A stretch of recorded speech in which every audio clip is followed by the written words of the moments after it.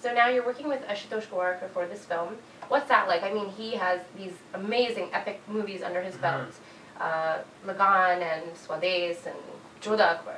So this is totally different for him too. So what was it like working with him? Well, you know, to me, to begin with, to work with Ashu sir at such an early stage in my career, I'm not even a year old in the business, is an honor. You know, it's an absolute honor. I consider myself, you know, in a really good situation to be getting an opportunity to watch him work on a film as an actor and to be actually directed by him on this film. It was a great experience. You know, I always joke with him and say, I did film school in UCLA and now I've done an 8-month workshop with you on What's Your Raashee. You know, it's training in itself. It's pretty much, you know, and I'm not the kind of guy who sort of goes into the van after every shot. I like to sit on set and watch Ashu sir work with other actors and on other things. So it's been a great experience, honestly. And I have to say, I think the kind of cinema that Ashu sir has made precedes the image that we have of him. So we do believe that he's really serious and a really boring person per se, but you know, he's actually a really funny man. He's got a fantastic sense of humor. It's poker-faced, but it's awesome. And I always tell him that What's Your Raashee is the closest reflection of his personality on a film, you know, and hence What's Your Raashee is a really hilarious film. Yeah, I'm excited. I can't wait to watch it. Do you have a favorite scene that you worked on in the movie? A favorite scene? A difficult scene, rather, I would say, would be the first girl that I meet, Anjali. That's you know? funny. Oh, that's your name? I know. Wow, so there you go.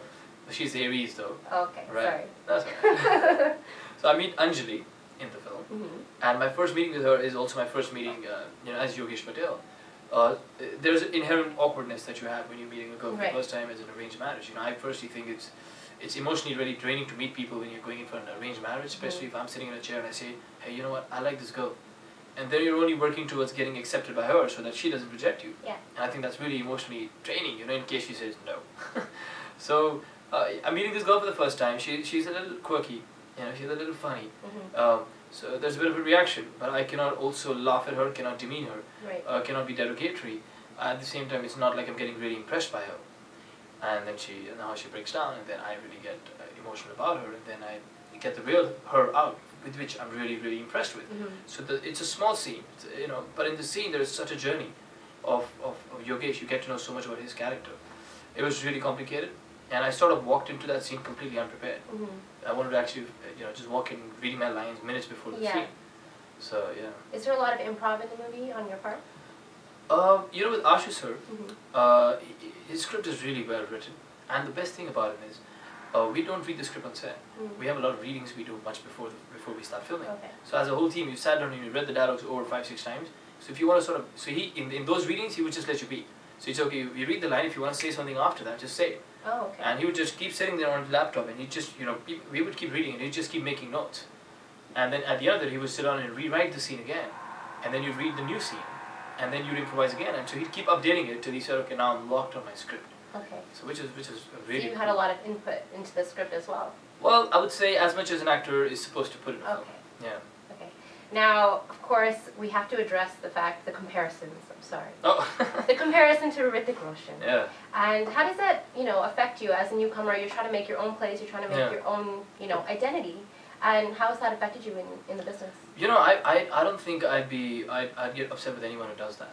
You know, I think it's natural, really. I mean, it happens to most of us when we meet somebody for the first time, and if they have even a faint resemblance, we suddenly start getting back into our head. We say, oh, you know, there's a school friend of mine, and her boyfriend looks so much like you. You know, even though I haven't seen him. My brother, you know, brother-in-law's fiance's best friend's girlfriend's husband looks, you know, whatever. So you know, you get into that space. So I think it's only natural, and then it's only a matter of time. The more you watch the person, you start realizing that they're the individual self. So yeah, no complaints. But in terms of the dancing, I mean, that's a great comparison to be made. Well, yeah, he's a fantastic dancer. Yeah. I grew up watching him dance. Yeah, so absolutely. So is there any dancing in this movie? I've done. Well, there are 4 distinct styles of dancing in this film. They've done Garba, you know, which was really hard for me because all my life I've danced to Dandiya. I mean, I've been a lot of Dandiya nights in Bombay, but I'm more of a Dandiya person. I've busted my fingers a couple of times, busted other fingers many times.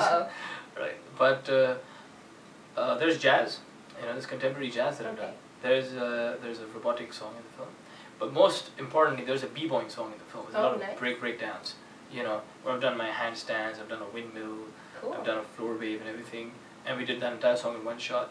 Wow. So yeah, I busted a couple of knees. Your own I think I've got included? 2 spare knees right now. Okay, so did you have a lot of training in terms of dance? Well, yes, I spent a week or probably I think 8 days, 8 or 9 days training for that song, Okay. and then we did that song in one shot. So there were 5 cameras put up, and we just had to go in one flow. Wow. So that made it a little more tough, because normally when you want to do a handstand, you sort of prepare yourself a lot before, and then you sort of jump Work into up to it. You know, and here you're dancing, you're lip syncing, and suddenly you have to do a handstand, stand up, and you get into the next part. But I think that also made it real. The imperfection is the perfection in it. You know, normally when we shoot songs, every step is done individually, and you're supposed to do it perfectly. So if your hand's supposed to be here, if it's here, you do another one till you get it perfect. But here, if it's like that, as long as the feel and the energy is right, it's okay, because that's how it would be in a real world situation. Right. And that's something that Ashutosh is great at, is capturing the real world, you know, and not making it unbelievable. Well, especially with that style of dancing. I mean, you usually perform in the street. Yeah. So you have that fun element. The fun element and the injury element. Which is not so fun. Yeah, I know, but it's worth it.